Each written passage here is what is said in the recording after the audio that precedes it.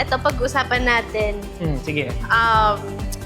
Syempre, for 3 consecutive weeks, nag-top 2 si Joker, guys. Nag-top 2 siya. Grabe. Ang galing. Pero, Ang galing. sa kasamaang palad, hindi ka umabot ng top 1. Lagi ka lang top 2. Yes. Yeah, so how does it feel? Actually, magiging honest ako since tao rin naman ako. Siyempre nakakalungkot na hindi ako nakakakuha pa ng medal. But parang alam mo yung, ito na eh. Ito na makakuha ko na yung Oo, medal. parang nakakabitin, no? Oo, parang parang, andun na.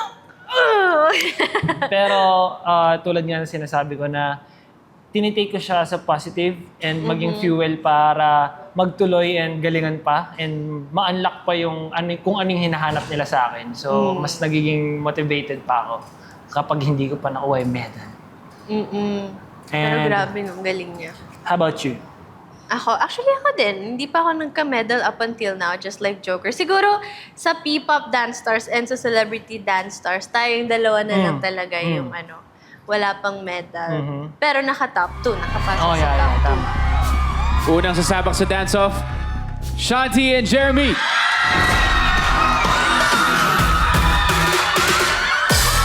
Ako, episode 2, nag-top 2 ako ever since hindi na ako nakakit ulit dun eh.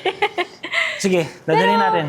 Yeah, that's okay. Actually, I don't see it as a negative. Siyempre, may time din talaga na parang meron kang certain na piece na akala mo yun na yun. Parang grabe yung excitement ko na i-perform, ganyan. Tapos biglang wala pa rin. Nakaka-disappoint din siya at sometimes. Pero after naman, makikita ko naman yung performances ng iba and they deserve it.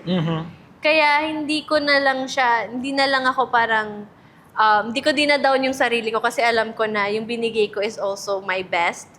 And nagiging ko na lang yun, fuel ko na lang yun para improve pa yung sarili ko for the future episodes. And up until now, nakikita ko naman yung growth ko. Yes. So I'm happy with that. Kahit na hindi pa ako nagkaka-medal.